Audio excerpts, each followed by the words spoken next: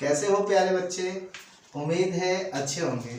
मैं भी अच्छा हूँ। चलिए तो शुरू करते हैं। जैसे कि हम लोगों ने पहले वीडियो में देखा था, जीवन के प्रक्रिया चैप्टर में हमने लाइफ प्रोसेस में ये पढ़ा था सजीव क्या होते हैं और निर्जीव क्या होते हैं। वहाँ पे हमने सजीव और निर्जीव के लक्षणों के बारे में देखा था। इसके अलावा हमने वहाँ पे ये देखा था कि बॉडी के अंदर, एक सजीव के बॉडी के अंदर कौन कौन सी क्रियाएं होती हैं। तो दो तरह की क्रियाएं होती हैं हमने देखा था, एक उपचय और एक अपचय, है ना। उसमें हमने पढ़ा था कैटाबॉलिक कहते हैं और एक को एनाबॉलिक कहते हैं। इसके बारे में हम देख चुके हैं और इसके आगे हम प्रोसेस स्टार्ट करते हैं। तो आज जो हम पढ़ेंगे काफी इंपॉर्टेंट टॉपिक है और इसका नाम क्या है? पोषण, न्यूट्रिशन। क्या बोलते हैं इसको? पोषण, न्यूट्रिशन के बारे में पढ़ेंगे कुछ। न्यूट्रिशन क्या होता है? तो देखो जरा, जिस प्रकार से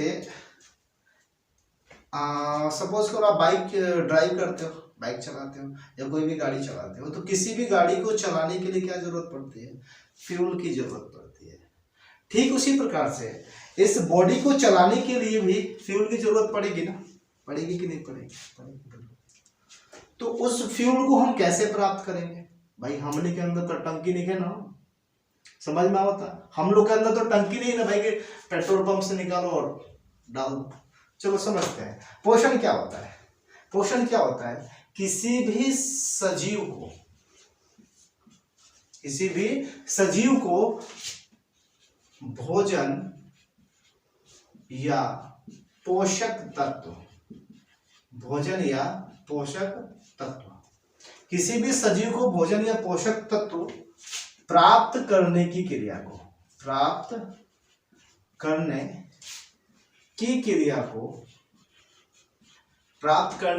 को क्या कहते हैं बच्चे? पोषण कहते हैं। क्या कहते हैं? पोषण कहते हैं, न्यूट्रिशन कहते हैं। क्लियर हो रहा बात? क्या है? What is the nutrition?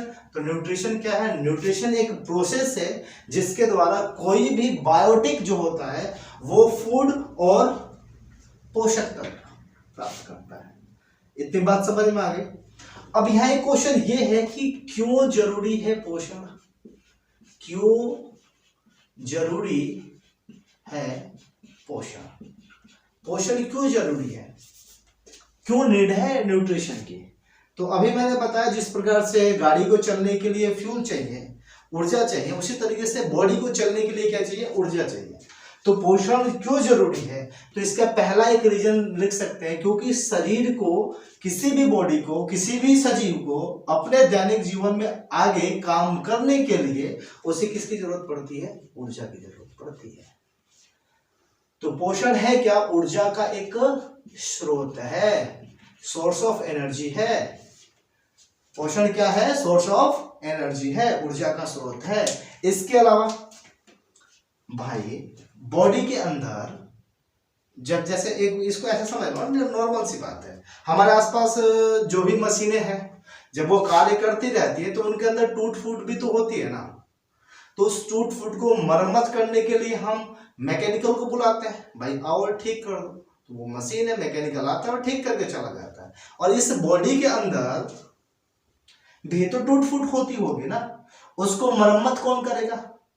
तो उसको भी मरम्मत करने के लिए किसकी जरूरत पड़ेगी? पोषण की जरूरत पड़ेगी, पोषक तत्वों की जरूरत पड़ेगी।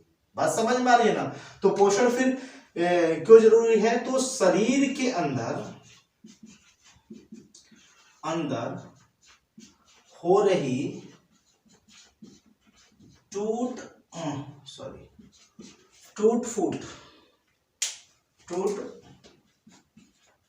फूट को सही करने के लिए।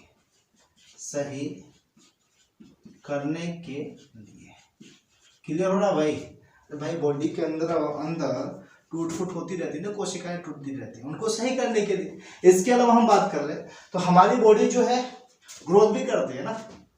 बिना एनर्जी हम ग्रोथ कर पाएंगे क्या? तो हमें क्या चाहिए? ग्रोथ, शरीर की वृद्धि के लिए। तो ये कुछ कारण है जिसके लिए हमें क्या चाहिए? पोषण चाहिए। आपसे कोई पूछे कि पोषण क्यों जरूरी है, तो पोषण इसलिए जरूरी है ऊर्जा के लिए, इसके अलावा शरीर के अंदर हो रही टूट फूट को सही करने के लिए, शरीर की वृद्धि के लिए। बात समझ में आ रही है? अब हम ये देखेंगे कि ये जो पोषण है, पोषण हमें प्राप्त कहां से होगा? तो पोषण हमें कहां से प्राप्त होगा भाई? भोजन से प्राप्त होगा। ये पोषण के लिए क्या पोषक तत्व लेते हैं। अब ये पोषक तत्व हम कहां से प्राप्त करेंगे? भोजन से प्राप्त करेंगे। कहां से प्राप्त करेंगे? भोजन से प्राप्त करेंगे, फूड से प्राप्त करेंगे। तो क्वेश्चन ये आता है कि जो भोजन होते हैं, भोजन में पोषक तत्व कौन कौन से ऐसे होते हैं जो हमारे बॉडी को क्या देते हैं बच्चे? ऊर्जा देते हैं।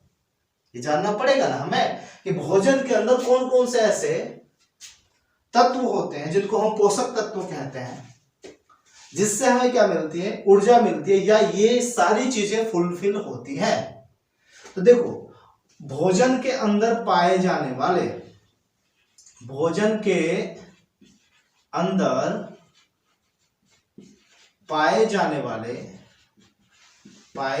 वाले पोषक तत्वों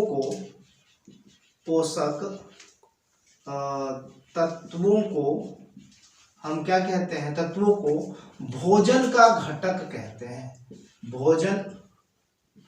भोजन का घटक कहते हैं।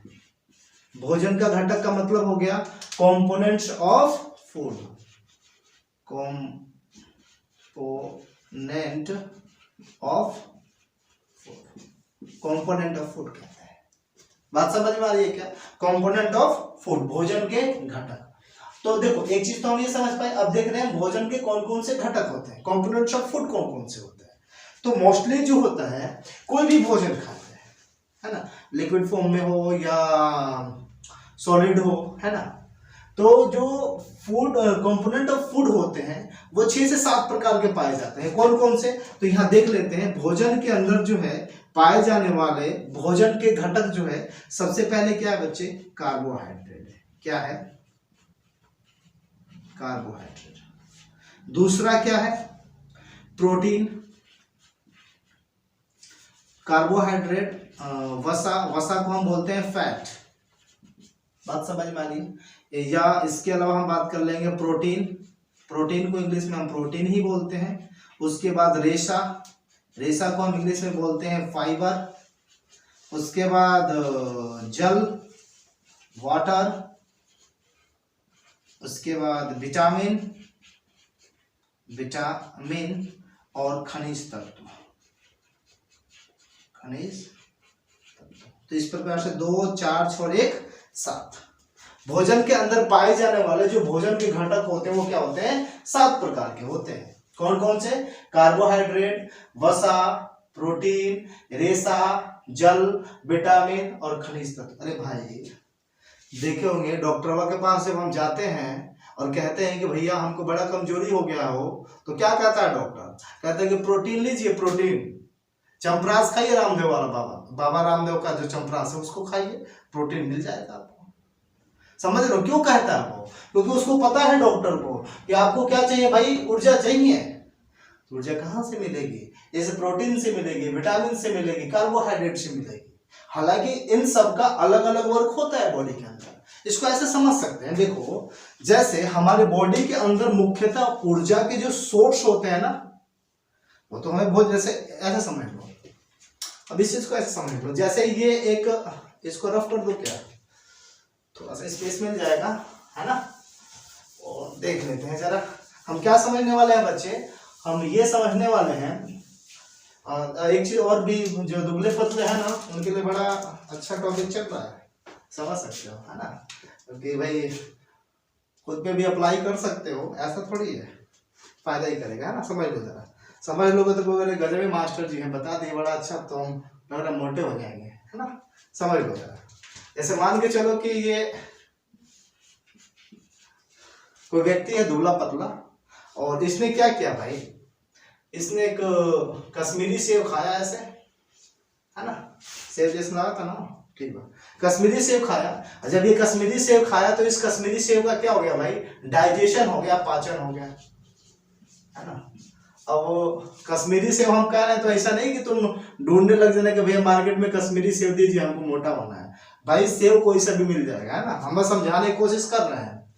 ये कश्मीरी सेब इन्होंने खाया भाई साहब ने, और खाने के बाद जो है जब ये सेब डाइजेस्ट हो गया तो डाइजेस्ट होने के बाद पता है क्या होगा बच्चे, ये जो है इस तरीके से इन टुकड़ों में टूट जाएगा, है ना। हमारी बॉडी जो हमारे शरीर के अंदर जो मशीन है, कोल्हू देखने पड़ते हैं, कोल्हू ऊख पेरे वाला मशीन भाई, गन्ना से रस निकालने वाली जो मशीन होती है, रस निकाल के अलग और खोई अलग, ठीक वैसे है ना। बॉडी के अंदर जो है वैसे ही कोल्हू लगा हुआ है ना। और कोल्हू क्या करता है, सेब को पचाता है बहुत ठीक ठाक से। पचाने के बाद जो है कार्बोहाइड्रेट, वसा, प्रोटीन, रेशा, जल, विटामिन और खनिज तत्व तो एक और है, हमारे बाकी मटेरियल एक और है ना। बात समझ पा रहे हो ना। तो देखो अब इनका वर्क है ना अलग अलग। कार्बोहाइड्रेट और वसा जो है हमारे बॉडी को क्या देते हैं बच्चे, ऊर्जा देते हैं। क्या देते हैं, ऊर्जा देते हैं। प्रोटीन क्या करता है, तो देखो अभी हमने बताया ना कि टूट फूट होती है, तो बॉडी के अंदर जो कोशिकाओं का निर्माण होता है, फॉर्मेशन ऑफ सेल, कोशिका का निर्माण, कोशिका का निर्माण जो होता है वो किसके कारण होता है बच्चे, प्रोटीन के कारण होता है। यही तो कारण है कि दुबले पतले लोग डॉक्टर के पास जाते हैं तो कहते हैं कि बबुआ प्रोटीन खाओ, प्रोटीन की कमी है तुम्हारे अंदर, तो ला 10 तरह का दवाई दे दिया सब, लो खाई करो, सुबह शाम दोपहर, है ना। तो प्रोटीन जो है, प्रोटीन क्या करता है, कोशिका का निर्माण होता है। इसके अलावा जल जो क्या करते हैं, जल हमारे बॉडी के अंदर जो हमारे बॉडी का तापमान है, तापमान इसको क्या करता है, ये नियंत्रण करके रखता है। एक तरीके से 37 डिग्री सेल्सियस होता है ना बॉडी का टेम्परेचर, तो उसको मेंटेन करके रखता है।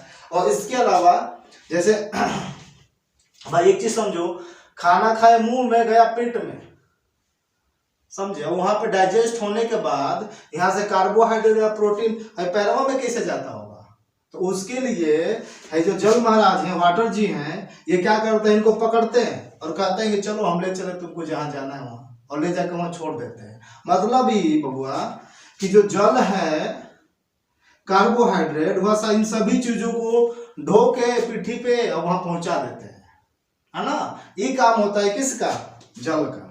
और तापमान ये समझ लेना, बड़ा इंपॉर्टेंट बात है कि जल बड़ा जरूरी है। ठंडी में लोग जल नहीं पीते हैं, पानी नहीं पीते, कहते हैं ठंडी में कौन पानी पिएगा भाई।